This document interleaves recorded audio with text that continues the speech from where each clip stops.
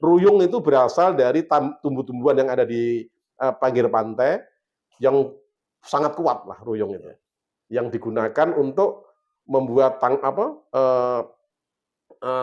bangunan-bangunan di air. Jadi kalau direndam dalam air, direndam dalam air malah tambah kuat dia. Sebagai untuk membuat tangkahan-tangkahan, untuk membuat untuk menangkap ikan di laut itu loh, namanya tuh, buat jaring jermal. Jermal itu kuat, itulah kayu ruyung. Itu tinggi bisa sampai belasan meter. Nama ruyung itu diambilkan dari nama pohon. Dari tumbuh-tumbuhan itu ya. Pagar ruyung, jadi pagarnya dari pohon ruyung. Alasan yang ketiga, karena alasan panjang itu di daerah Luhak Agam. Kan Luhak itu kan ada 3, Luhak dan Tigo kan. Luhak Tanah Datar, Luhak Limo Puluh, Luhak Agam. Koto Piliang yang ada di Tanah Datar itu oleh Datuk Katumanggungan.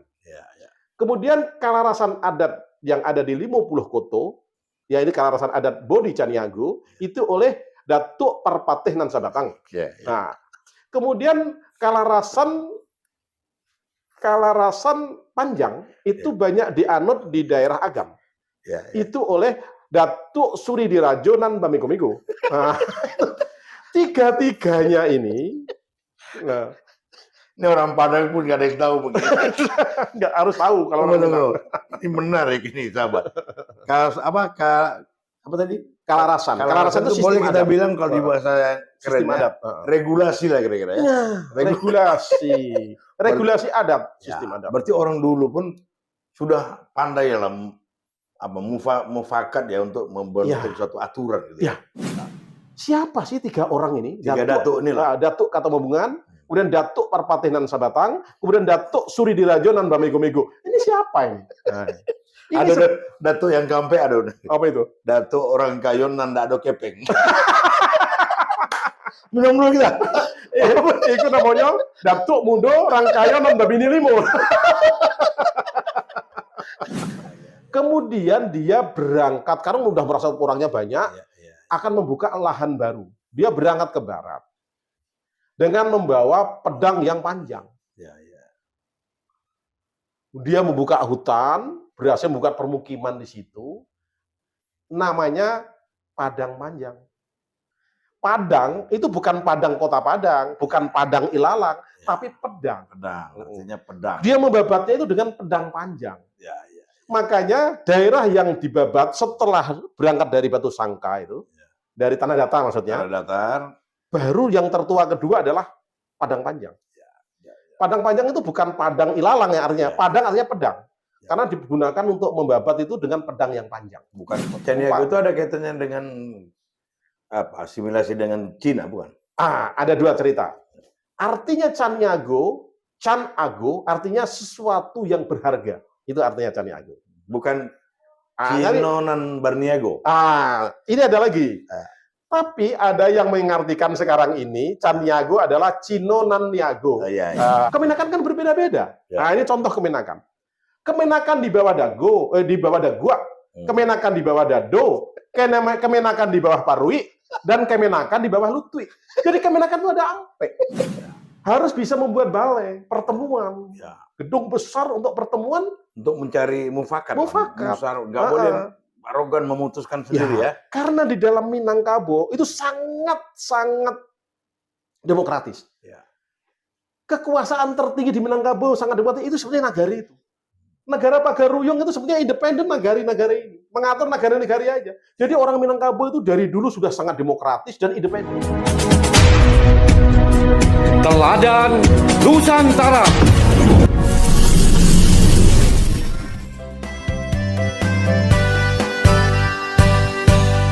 Rajo disayang, bak pohonan gadang, ureknyo sampai baselo, batangnya sampai basandar, dahannya sampai bagan tuan.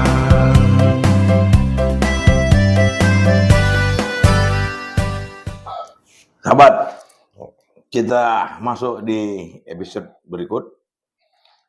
bagian kedua ini kita langsung aja ke narasumber ya. Bagus. Udah panjang lebar kita dengarkan apa ya, asal usul Minangkabau, terus apa Minang, apa Padang, dan bagaimana penempatan kata-kata itu. Dan banyak orang yang tahunya Minangkabau itu ya dari perkalian antar kerbau ya. Karena kabau, padahal itu sebetulnya hanya metafor ya. Metafor saja. Yang perlu dimaknai secara mendalam, utuh, berdasarkan sejarah kerajaan-kerajaan di Jawa sebetulnya. Enggak, tidak hanya sejarah kalau kata Minangkabau, Minanga itu kerajaan yang ada di Sumatera, yang usianya jauh di atas Majapahit, bahkan di atas Singasari. Tapi artinya yang dikatakan Minangkabau itu artinya adalah keberhasilan seorang kerbau kecil lah ya. Kerbau kecil ini sebetulnya ya Aditya Warman itu kan. Ya, itu bukan itu sebetulnya yang ingin saya sampaikan. Jangan-jangan metaforanya itu mungkin. Tapi kata Minanga itu sendiri itu di abad ke-7 sudah ada. Oh gitu ya. Jadi kata Minangkabau, kata Minanga, kerajaan Minanga itu adalah kerajaan Minangkabonya tua. Jadi sudah ada sebetulnya. Cuma karena namanya Minangkabau, Tambo membuat cerita itu karena keberhasilan Aditya Warman melepaskan diri dari kerajaan pusat di Jawa. Akhirnya dibuat cerita dengan nama Minangkabau itu dibuat, kalau gitu dibuat adu kerbau aja lah gitu kira-kira. Padahal sebetulnya bukan itu. Nama Minangkabau itu sendiri sudah ada jauh sebelum ada Singosari bahkan. Dengan nama di abad ke-7 namanya Minanga. Kerajaan Minanga namanya. Dan itu adalah satu tempat yang tadi disampaikan di Tamfan. Tamfan itu di antara dua sungai. Pertemuan dua sungai. Walaupun antara sejarawan yang satu dengan yang lain berbeda-beda. Seperti Slamet Mulyana, Sungai Batanghari. Ada yang Purbacaraka, Sungai Kampar Kiri, Kampar Kanan gitu. Tampuan ini bahasa apa? Tamfan itu bahasa apa? Bahasa Melayu kuno itu. Melayu. Itu kan bahasa Melayu kuno. Jadi kerajaan Melayu kuno itu kelanjutan dari kerajaan Sriwijaya. Sriwijaya ditaklukkan oleh kira-kira abad ke-7, ditaklukkan oleh Chola Mandala dari India Selatan. Setelah takluk hancur Sriwijaya, muncullah kerajaan yang tadinya merupakan vassal dari kerajaan Sriwijaya, namanya Kerajaan Dharmasraya atau Malayupura. Kerajaan Malayupura terlebih dahulu, yang didirikan oleh Wangsa Maulwi. Nah, dari Malayupura menjadi Kerajaan Dharmasraya. Dari Dharmasraya inilah rajanya adalah Raja Aditya Warman. Jadi Aditya Warman dikirimkan dari Jawa itu menjadi Raja Dharmasraya. Melanjutkan Kerajaan Malayupura. Dinamakan Dharmasraya. Setelah itu dia pindahkan ke daerah Batu Sangkar, namanya berubah menjadi Pagaruyung. Ruyung itu berasal dari tumbuh-tumbuhan yang ada di pinggir pantai yang sangat kuat lah ruyung itu. Yang digunakan untuk membuat bangunan-bangunan di air. Jadi kalau direndam dalam air malah tambah kuat dia. Sebagai untuk membuat tangkahan-tangkahan, untuk membuat untuk menangkap ikan di laut itu loh, namanya tuh, buat jaring jermal itu kuat. Itulah kayu ruyung. Itu tinggi bisa sampai belasan meter. Nama ruyung itu diambilkan dari nama pohon, dari tumbuh-tumbuhan itu ya. Pagar ruyung. Jadi pagarnya dari pohon ruyung. Gitu, kira-kira gitu. Itu oleh Aditya Warman memindahkan dari Dharmasraya. Terus bagaimana dengan adat dan budayanya Minangkabau ini? Terima kasih udah. Kita pasti akan lari ke situ. Tapi sebelum saya masuk ke intinya adat dan budaya, karena intinya adat di Minangkabau itu ada 3 keselarasan. Ada kalarasan. Kalarasan itu boleh katakan sistem adat. Kalarasan Koto Piliang, kemudian kalarasan Koto Piliang, kemudian Caniago, depannya itu kan ada 4 suku yang paling tua itu. Koto, Piliang, kemudian Bodi, kemudian Caniago. Kemudian Panjang. Dengan demikian ada 3 kalarasan adat. Sistem adat itu kalarasan namanya. Kalarasan Koto Piliang, Ya. Kalarasan Bodi Caniago, dan Kalarasan Panjang.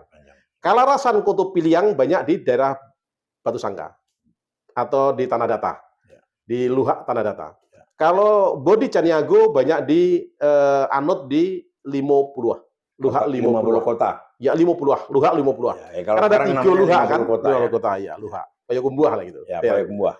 Kalau yang Kalarasan yang ketiga, Kalarasan Panjang itu di daerah Luhak Agam. Ya. Kan Luhak itu kan ada 3, Luhak dan Tigo kan? Ya. Luhak Tanah Datar, Luhak 50, Luhak Agam. Agam Bukit Tinggi ya. Itu masing-masing mempunyai sistem adat berbeda. Nah, saya sebelum masuk ke situ, siapa sih yang membuat kelarasan adat ini? Kelarasan adat Koto Piliang yang ada di Tanah Datar itu oleh Datuk Katumanggungan. Ya, ya. Kemudian kelarasan adat yang ada di 50 Koto, ya ini kelarasan adat Bodi Caniago, itu oleh Datuk Parpatih Nan Sabatang. Ya, ya. Nah, kemudian kelarasan Panjang itu banyak dianut di daerah Agam. Ya, ya. Itu oleh Datuk Suridirajo nan Bamigo-migo. Nah, tiga-tiganya ini, nah, Ini orang Padang pun nggak ada yang tahu begini. nggak harus tahu kalau orang Tunggu. Padang. Ini menarik ini, sahabat. Apa tadi? Kalarasan. Kalarasan itu boleh sistem kita adat. bilang kalau di bahasa keren Sistem ya, adat. regulasi lah kira-kira ya. Ya, regulasi adat, sistem Ya, adat. berarti orang dulu pun sudah pandai dalam mufakat ya untuk membentuk suatu aturan gitu. Ya.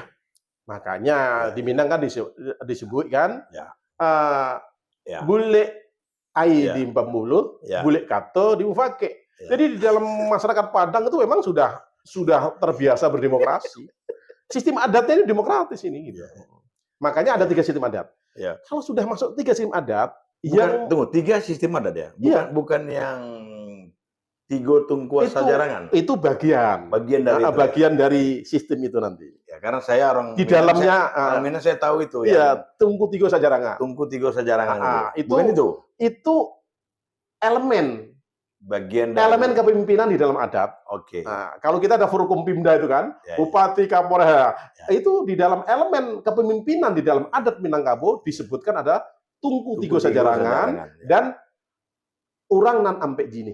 Urang Nan Ampe Jini. Nah, nanti akan saya terangkan. Oke. Itu hanya elemen kepemimpinan yang ada di dalam adat Minang. Ya, Saya urut dulu ke depan. Ya. Siapa sih 3 orang ini? 3 datuk ini lah. Datuk Katumanggungan, kemudian Datuk Parpatih Nan Sabatang, kemudian Datuk Suridirajo Nan Bamigo-migo. Ini siapa ini? Nah, ini Ada datuk yang kampe ada. apa itu? Datuk orang kayon nan ndak ada kepeng. Minum dulu kita. Itu namanya Datuk Mundo Rangkaya Nan Babini Limo. Keren nih. Oke, lanjut Mas. Oke. Jadi ada 3 datuk ini sebetulnya ini anak dari Maharaja Diraja. Maharaja Diraja ini ada yang menyebutkan sebagai Sangsa Purba. Sangsa Purba ini adalah keturunan dari Iskandar Zulkarnain. Nah, Tunggu, Iskandar Zulkarnain atau Alexander the Great, Raja Macedonia yang menaklukkan Persia yang pernah kita sampaikan pada tahun 325 sebelum Masehi. Wih. Jadi abad ke-4 sebelum Masehi. Jadi Ya. ada Tambo yang menerangkan ini ya. Ini ada mitos juga sebetulnya. Ya. Apakah ini benar dan tidak? Ini perlu kita bandingkan sajalah. Jadi setelah penaklukan Iskandar Zulkarnain, kalau namanya Eropanya adalah Alexander the Great, itu adalah setelah dia hebat besar dikasih nama the Great, bahasa Inggris ya kan, Alexander yang besar maksudnya kan. Ya. Alexander the Great. Ada yang menyamakan antara Iskandar Zulkarnain dengan Alexander the Great. Ada juga yang tidak menyamakan. Beda antara Iskandar Zulkarnain dengan Alexander the Great gitu. Ya. Tapi di dalam sejarah Minang ini, sejarah Minangkabau ini disamakan itu antara Alexander the Great dengan Iskandar Zulkarnain. Setelah Iskandar Zulkarnain berhasil menaklukkan Persia, dia ingin menaklukkan India. India pada saat itu, dulu kan sudah pernah sampaikan, dikuasai oleh Kemaharajaan Maurya. Perang dengan Kerajaan Maurya, tidak ada yang kalah, nggak ada yang menang. Tapi disitulah pertama kalinya Alexander the Great mentok. Nggak mampu merebut. Akhirnya Alexander the Great pulang. pulang ke Persia, ke Teheran sekarang, ke Iran sekarang. Tapi ada sebagian yang pulang lewat laut. Ada sebagian lewat darat. Itu dalam sejarah Eropa sama. Tapi yang pulang lewat laut ini ternyata ada yang kesasar juga. Karena pada saat itu arus laut itu kan musimnya sedang menuju ke arah Selat Malaka. Dia kan berarti dari selatan India kan dia. Yang sekarang ini kira-kira di daerah Gujarat lah. Di perbatasan antara India dan Pakistan lah. Sudah masuk Samudra India. Harusnya kan ke barat dia. Pulang ke Persia, masuk ke ke Teluk Arab, negara Oman sekarang kan? Nah, lewat Oman ke Teluk Persia kan? Pulang ke Teluk Persia. Yang lewat darat udah nyampe. Yang lewat laut ada yang pulang lewat Teluk Persia bisa. Ada juga yang satu kapal yang terseret terdampar lah. Bukan terdampar, nyasar masuk ke timur karena ikut arus dan arah angin. Wilayahnya mana itu? Masuk ke Selat Malaka lah. Masuklah ke daerah Sumatera, mendarat. Nah, mendarat, tapi informasinya itu kan mendaratnya di suatu daerah di Sumatera, menurunkan raja yang namanya Maharaja Diraja. Atau disebut Sangsa Purba dalam Tambo Minangkabau. Sementara orang Minangkabau kan merasa dirinya berasal dari puncak Gunung Merapi. Sudah dari puncak Gunung Merapi, butuh raja. Sehingga dia mengutus perwakilan menghadap Sangsa Purba yang merupakan keturunan Zulkarnain, Iskandar Zulkarnain, untuk menjadi rajanya mereka. Maulah dia menjadi raja. Menjadi raja orang-orang yang dari Gunung Merapi. Orang Minangkabau tua istilahnya kan. Sebelum ada kerajaan Minanga sebetulnya ini kan. Sebelum ada kerajaan Pajarung jauh sebelumnya. Masih pada awal-awal Masehi. Nah, Raja Sangsa Purba inilah yang akhirnya menurunkan keturunan yang bernama Datuk Katemanggungan, kemudian Datuk Perpatih Sabatang, dan Datuk Suri Dirajo Nan Bamego-mego. Ini kakak beradik ini. Nah, keturunan dari Sangsa Purba atau Maharaja Diraja. Keturunan dari Iskandar Zulkarnain. Nah, berarti sejarah Datuk itu udah tua sekali. Udah tua sekali. Lanjut. Jadi 3 orang inilah yang kemudian mendirikan kerajaan-kerajaan, 7 kerajaan, salah satunya ya, tidak 7-7-nya, 3 dari 7 kerajaan sebelum Pagaruyung. Jadi jauh sebelum Pagaruyung itu sudah ada kerajaan di tanah Sumatera. Yang pertama, yang berasal dari Merapi Gunung Merapi. Namanya Kerajaan Pasumayan Koto Batu. Jadi daerah Pasumayan Koto Batu dipimpin oleh Datuk Katemanggungan. Kemudian Lagundi Nan Baselo, Kerajaan Lagundi Nan Baselo di bawah pimpinan Datuk Perpatih Nan Sabatang. Kemudian ada kerajaan lagi namanya Kerajaan Bungo Satangke. Kemudian Bukit Batu Patah. Bukit Batu Patah ini dipimpin oleh Datuk Suri Dirajo Nan Bamego-mego. Kemudian ada Bukit Batu Patah, kemudian Bungo Satangke, kemudian Kandis, kemudian Kutu Kampar, kemudian Kerajaan Koto Alam. Berarti itu tadi yang ketiga. Ada 7 itu. Yang enggak, yang 3 datuk yang utama itu mendirikan kerajaan tadi. Sekarang itu daerahnya di mana aja itu dia? Kalau Pasumayan Koto Batu di daerah Batu Sangka. Batu Sangka ya. Kemudian Lagundi Nan Baselo itu di sekitar daerah 50-an. 50 kota. Kemudian yang ketiga itu adalah Agam. Bukit Batu Patah di daerah Agam. Karena Luhak yang paling tua itu kan Luhak Tanah Datar. Yaitu tempatnya Datuk Katemanggungan. Kemudian dia berangkat, karena udah merasa kurangnya banyak, akan membuka lahan baru. Dia berangkat ke barat dengan membawa pedang yang panjang. Dia membuka hutan, berhasil membuka permukiman di situ. Namanya Padang Panjang. Padang itu bukan Padang Kota Padang, bukan Padang Ilalang, tapi pedang. Artinya pedang. Dia membabatnya itu dengan pedang panjang. Makanya daerah yang dibabat setelah berangkat dari Batu Sangka itu, dari Tanah Datar maksudnya. Tanah Datar. baru yang tertua kedua adalah Padang Panjang. Padang Panjang itu bukan Padang ilalang ya artinya. Padang artinya pedang. Karena digunakan untuk membabat itu dengan pedang yang panjang. Bukan kota Padang yang panjang. Bukan. Tapi pemukiman yang berhasil dibuat oleh pedang yang panjang.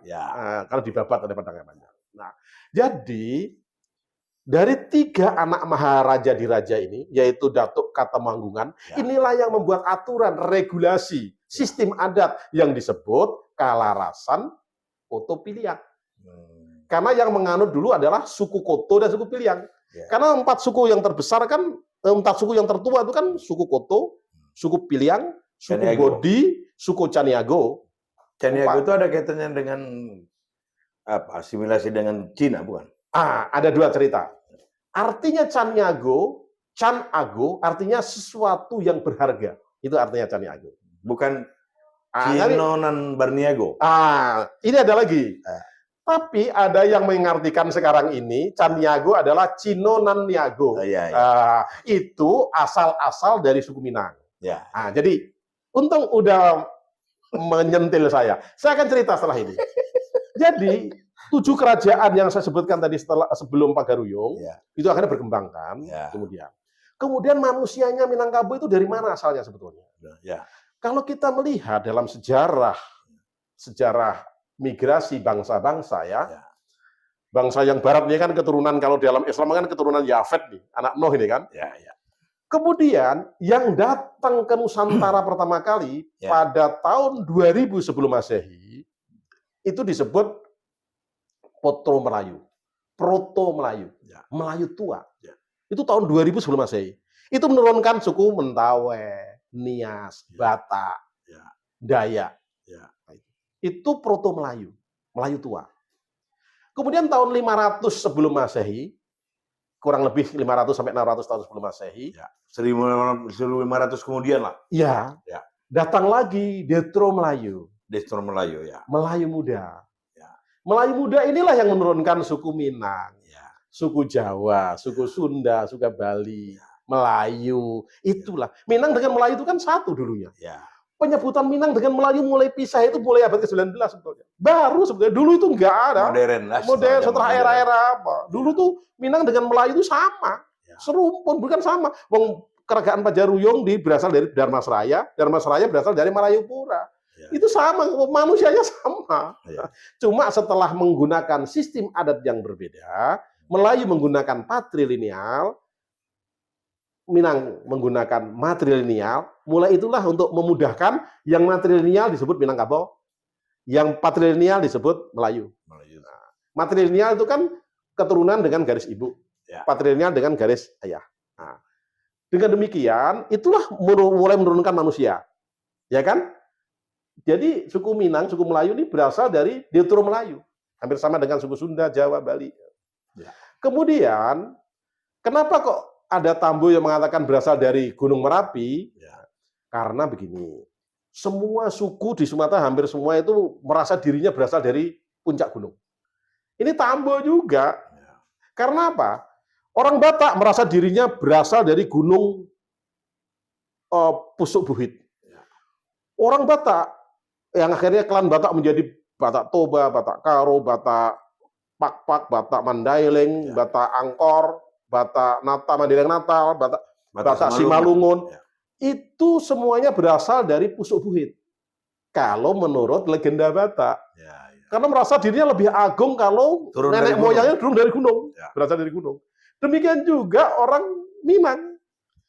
Lebih bangga kalau nenek moyangnya berasal dari puncak bukit. Gunung Merapi. Itu hampir sama. Karena dipengaruhi oleh ajaran Hindu Buddha. Di dalam Hindu Buddha itu ada tataran nilai ya. Namanya Utama, Madya, Nista. Gunung, puncak itu nilainya utama. Perengan itu Madya nilainya. Pinggiran pantai itu Nista. Makanya ingin yang paling utama dong. Nggak mungkin datang dari laut, Nista nanti. Datang dari Perengan, Madya, tengah-tengah. mendingan datang dari puncak bukit utama. Kira-kira gitu. Makanya hampir semua suku di Indonesia ini merasa nenek moyangnya berasal dari puncak bukit. Kira-kira seperti itu. Supaya utama. Makanya Minangkabau ini, orang-orang Minang ini pun ya Luak Nantigo itu kan memang di gunung itu. Iya. Tanah datar itu ya kan gunung. Luak Nantigo. Jadi Luak yang jadi di dalam sistem adat, nanti sistem adatnya ada. Ada sistem adat itu ada regulasinya. Nanti akan saya terangkan, yaitu Undang Nan Ampe. Undang-undang ada 4 undang-undang. Apalagi itu Undang Nan Ampe? Undang-undang yang pertama adalah Undang-Undang Luhak dan Rantau. Artinya? Makanya di dalam Luhak itulah ada Luhak yang 3, Luhak paling tua, yakni Luhak Tanah Datar, Luhak 50, dan Luhak Agam. Gitu. Dan masing-masing Luhak ini mempunyai sistem adat berbeda-beda. Yang tadi saya sampaikan, Kalarasan Koto Piliang yang di Tanah Datar, Kalarasan Bodi Caniago yang di 50, Kalarasan Panjang yang di Agam. Dan masing-masing didirikan oleh orang yang mendirikan kerajaan tertua di tanah Minang. Yaitu Datuk Katemanggungan, Datuk Perpatihan Sabatang, dan Datuk Suridirajo nan Bamego-mego. Kira-kira itu udah. Luar biasa sahabat ya. Ternyata cerita Minangkabau ini, Minang ataupun Padang ini tidak sesederhana yang kita ketahui sebetulnya. Yang banyak orang-orang ketahui ya. Banyak sebetulnya liku-likunya. Kita masuk ke session berikut ya. Tapi mungkin udah apa tahu itu perbedaan adat-adat ketiga itu, sistem adat itu? Tentunya kan berbeda lah. Ya. Karena mereka sudah diatur dengan regulasi tadi. Ya, makanya akan saya tentukan perbedaan utamanya saja. Ya, bagaimana? Ya. Kalau Datuk Katemanggungan membentuk Kalarasan Koto Piliang, sistem adatnya di situ lebih otokratis.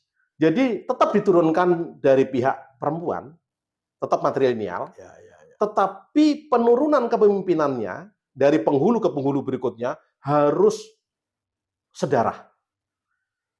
Harus sedarah. Tetap dari untuk penghulu itu dari kepemenakan dari ayah ke kemenakan, tetapi tetap harus sedarah. Jadi lebih otokratis dia. Itu yang Luhak. Yang Luhak Tanah Datar. Tanah Datar. Oleh Datuk Katemanggungan. Nama Kalarasannya namanya Kalarasan Koto Piliang. Kalau yang 50 kota? Ya, antar dulu. Cirinya lagi, rumah gadangnya lantainya bertingkat-tingkat.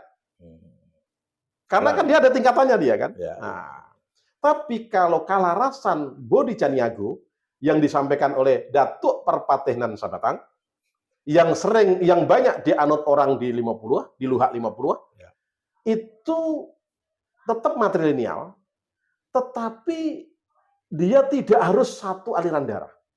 Lebih demokratis dia. Tapi dipilih orang yang betul-betul mempunyai kompetensi tinggi. Merit sistemnya betul jalan ini di sini. Merit profesionalitas. Makanya belum tentu kemenakan yang sedarah yang ditunjuk. Yang kemenakan kan berbeda-beda. Nah, ini contoh kemenakan. Kemenakan di bawah di bawah Daguak, kemenakan di bawah Dado, kemenakan di bawah Parui, dan kemenakan di bawah Lutui. Jadi kemenakan itu ada ampe. Tak terangkan lagi sebenarnya ini ya. Kemenakan yang pertama, kemenakan di bawah Dagui. Itu kemenakan yang ada aliran darah. Anaknya adik perempuan kita misalkan. Itu kemenakan yang aliran darah. Ini di bawah Dagui. Ada yang kemenakan di bawah Dado. Itu kemenakan yang tidak ada aliran darah, tapi masih satu suku. Sukunya sama. Udah suku apa? Caniago ya. Ya sama-sama Caniago. Tapi kalau kemenakan di bawah Parui, itu beda suku boleh. Beda suku dan beda, tapi satu nagari dia. Rata-rata orang Caniago tuh Bukit Tinggi, Agam. Tapi kalau yang kemenakan di bawah Lutui, itu tidak ada aliran darah, tapi satu nagari. Makanya kemenakan itu berbeda-beda. Kemenakan di bawah Dagui, di bawah Dado, di bawah Parui, di bawah Lutui. Itu cerita kemenakan. Makanya Bodi Caniago kemenakannya tidak harus di bawah Dagui. Yang penting dia hebat, profesional. Tapi kalau yang di Agam beda lagi. Kalarasan panjang yang banyak dianut di ini sebentar. Rumah gadang di Kalarasan Bodi Caniago ini datar dia. Ya. Lantai rumahnya datar, nggak bertingkat-tingkat. Nggak bertingkat ya. Nggak bertingkat. Ya. Tapi kalau Kalarasan panjang ini yang banyak dianut masyarakat di Luha Agam, ini memadukan dua-duanya. Nah, cerita saya ini tuh cerita zaman dulu itu.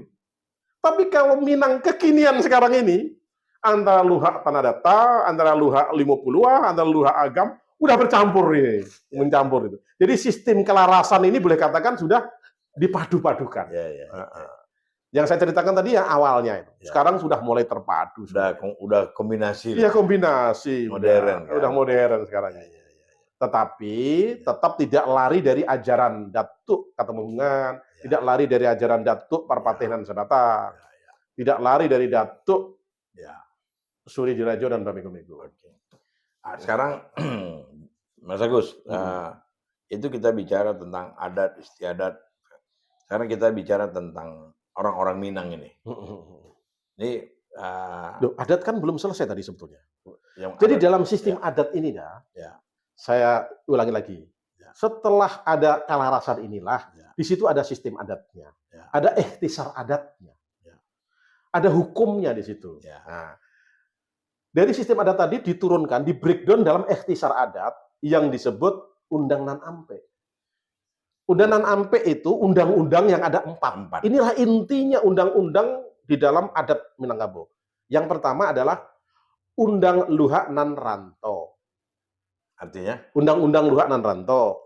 Kemudian yang kedua, nanti isinya saya sampaikan. Yang kedua, Undang-undang Nagari. Yang ketiga, Undang-undang Dalam Nagari. Yang keempat adalah Undang-Undang Nan 20.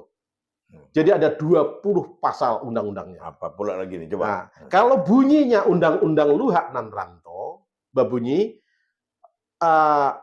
Luha Bapenghulu, Ranto Barajo. Artinya? Yaitu, Luha itu berpenghulu, ada penghulunya, Ranto ada rajanya. Kalau istilah Rajo, itu di Ranto. Luha Bapenghulu. Bajalan Basamo Indak Tasunda, Balenggang Basamo tidak tapampe. Itu bunyi hukumnya. Jadi, Luha Bapenghulu, Ranto Barajo, Bajalan Basamo Indak Tasunda, Malenggang Basamo Indak tapampe. Itulah hebatnya orang Padang. Jadi di Ranto itu ada raja, di Rajo, di Luha itu ada penghulu, ketuanya kan. Mereka itu berjalan bersama, tidak tasunda, tidak sambil saling menghargai, tidak saling bersaing ya. Tidak tasunda. Artinya Malenggang Basamo tidak tapampe, tidak bertabrakan tangan. Nah, itulah hebatnya. Itu undang-undangnya di dalam Undang-Undang Ranto dan Luha. Jadi kemanapun orang Padang merantau, pasti ada kepala suku. Ada kepala suku, jadi ada rajonya di situ. Makanya daerah Luha itu kan daerah Luha Nantigo tadi, daerah utama. Daerah Ranto, Padang, kota Padang sekarang itu daerah Ranto soalnya. Daerah Pasisir Selatan, kemudian daerah Sibolga, daerah Rio, daerah Pariaman, Pasaman Pariaman, kemudian Rio, kemudian Bungo ya. Daerah Jambi, Muara Bungo, itu daerah Ranto semua. Sampai ke Juang. Sampai ke Malaysia. Negeri Sembilan itu orang Minang, rasanya orang Minang semua. Jadi ranah budaya Minang itu sampai ke Malaysia modern sekarang ini. Jadi Negeri Sembilan. Itu baru yang Nan Patamo tadi. Ya, yang Patamo ya. Yaitu yang berbunyi Luha Bapenghulu, Ranto Barajo, Bajalan Basamo Indak Tasunda, Malenggang Basamo Indak tapampe. Kemudian yang kedua adalah Undang-Undang Nagari. Bunyinya begini kan Undang Nagari. Nagari baka ambek suku. Nagari baka ambek suku. Di dalam suku Babuah Parwi. Di dalam suku Babuah Parwi. Ya kan? Basawah Baladang. Babalai Bamu Saji. Balabuh Batapian. Nah, itu bunyinya. Artinya? Jadi artinya begini, di dalam nagari itu harus minimal 4 suku ada.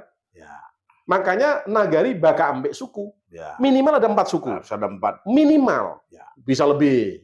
Minimal ada 4 suku. Ya. Di dalam suku babuah parui. Ya.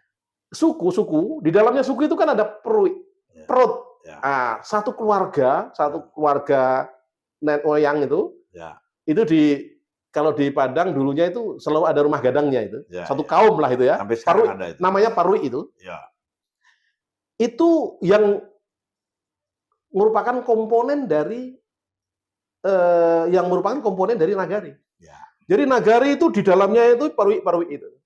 Ada kapalo nagari. Ya iya. Ya. Ya kalau nagari itu ada kapalonya.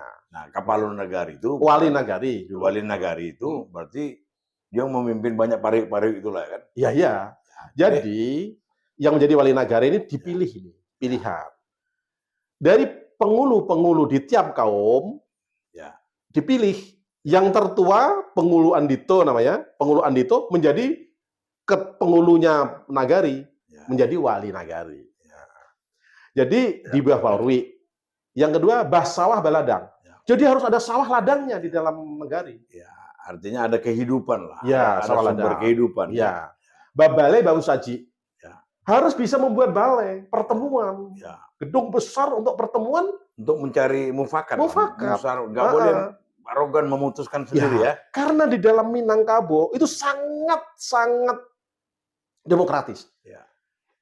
Kekuasaan tertinggi di Minangkabau sangat demokratis itu sebenarnya nagari itu. Negara Pagaruyung itu sebenarnya independen nagari-nagari ini. Mengatur nagari-nagari aja. Jadi orang Minangkabau itu dari dulu sudah sangat demokratis dan independen. Ya. Nagari itu republik kecil sebenarnya. Ya. Kepala nagarinya dipilih loh itu. Ya. Makanya raja, walaupun ada kerajaan Pagaruyung, di dalam masyarakat Minang, raja itu kedudukannya apa?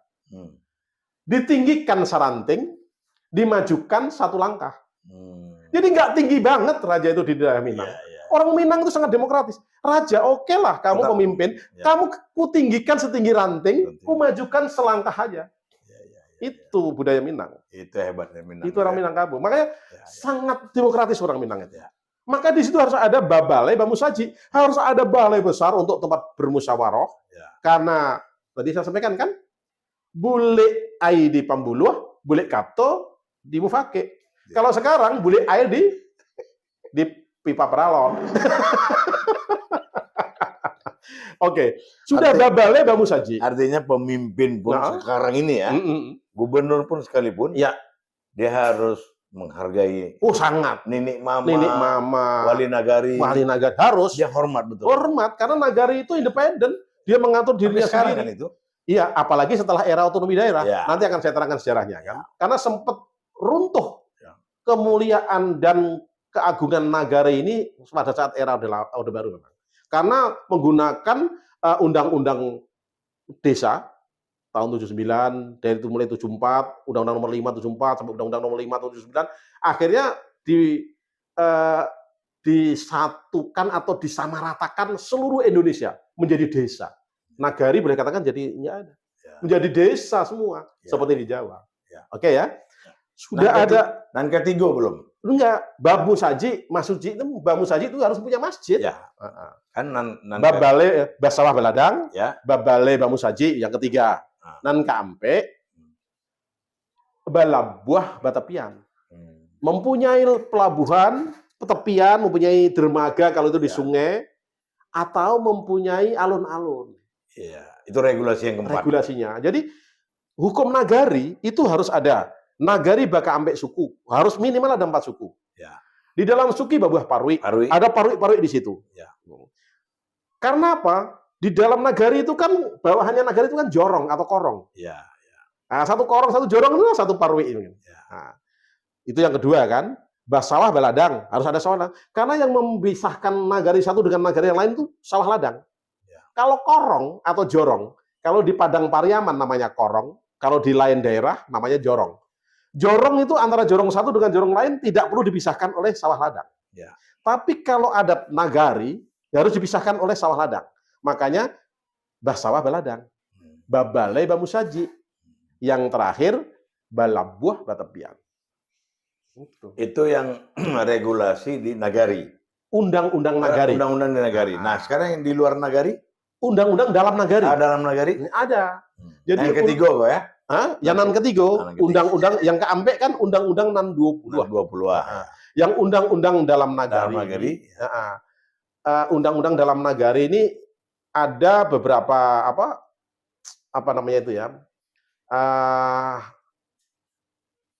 Apa itu namanya?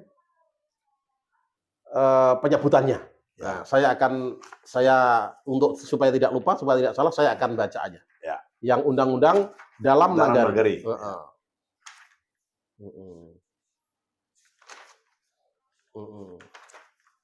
Undang-undang dalam nagari itu, barek samo dibikul, ringan samo dijinjang, saciok ba ayam, sadantiang ba basi, sakit basilau, mati bajangwa, salah batimbang, hutang babayi. Artinya? Jadi kalau di dalam negari itu sendiri, di dalam negari itu sebetulnya adalah masyarakat komunal. Jadi masyarakat Minangkabau itu sebetulnya masyarakat yang sangat sosialis. Semua milik bersama, milik komunal.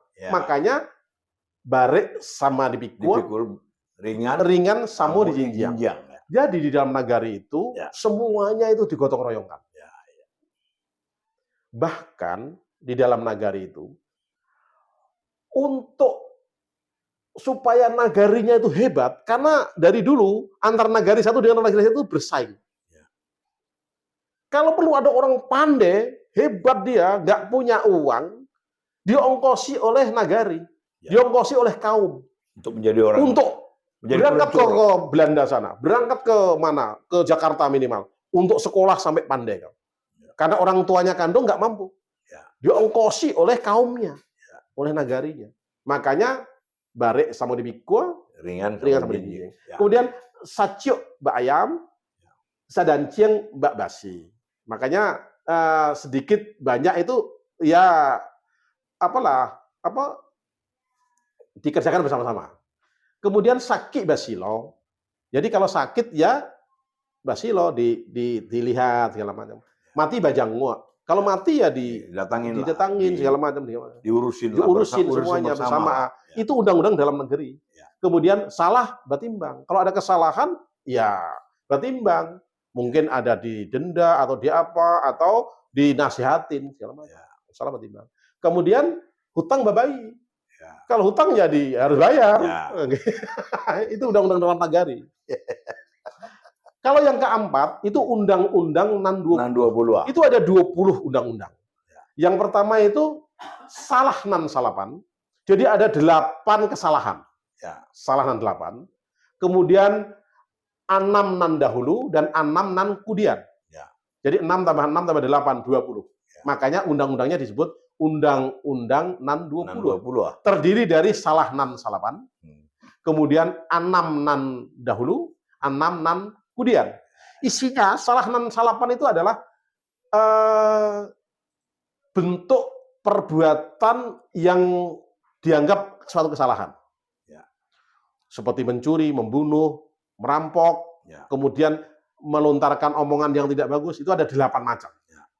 Sampai kepada membakar. Membakar rumah, bakar apa. Itu ada kesalahannya. Kemudian 6 nan dahulu. Jadi ada 6 perbuatan yang mengindikasikan kesalahan. Indikasi. 6 nan kemudian. Jadi ada 6 kesalahan yang bisa terbuktikan. Kalau sudah bisa di 6 nan kemudian bisa dihukum. Bisa dihukum. Hukumannya itu pertama bisa di denda. Kemudian bisa juga dibuang. Dibuang dari adat. Dibuang itu bermacam-macam. Ada buang, yang paling berat itu buang pulut. Buang pulut. Itu nggak boleh pulang lagi apapun ceritanya. Jauh. Nah, contohnya, ada yang kalau dia misalkan murtad gitu ya, dibuang dari daerah Minang, nggak boleh pulang sampai selama-lamanya. Nggak apapun ceritanya, nggak ada alasan. Orang tuanya meninggal pun dia nggak boleh datang. Ada ada namanya buang daki, dikucilkan. Dikucikan. Kalau buang daki itu dikucikan. Jadi kalau dia sudah membayar, bisa datang lagi dia. Jadi dibuang itu macam-macam, buang daki, buang berangka, buang pului. Ya. Nah, itu dendanya. Lengkap apanya regulasinya orang-orang di Minang nih. Ya. Bisa didenda, juga bisa diganti rugi. Ya, bisa ganti rugi, didando atau denda, bisa juga dibuang atau dikucikan. Ya. Buang itu bermacam-macam juga. Denda juga bermacam-macam. Ada juga yang cuma dinasehati ya. Ada. Yang 8? Yang 8, yaitu yang 8 itu yang pertama itu 8 perbuatan yang dianggap itu kesalahan. 8 jenis pidana boleh katakan. 8 dari mulai mengatakan ngomong yang tidak baik pada orang atau menghina, kemudian berzina, kemudian mencuri, merampok, kemudian membunuh atau melukai, kemudian membakar. Nah, itu. Oke. Sahabat, wah luar biasa ini Pak Agus ini, narasumber kita ini. Bukan sejarah luar negeri saja ini beliau expertnya. Sejarah dalam negeri, Minang pun beliau hafal betul ya. Nanti mungkin habis ini sejarah mana kita, sejarah Jawa mungkin ya. Bisa aja, terserah udah lah itu.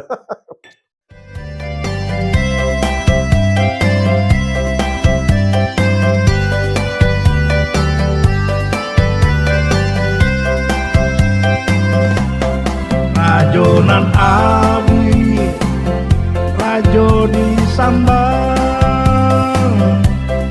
rajonan lalai, rajo di sanggar, rajonan jadi kawan baru dia,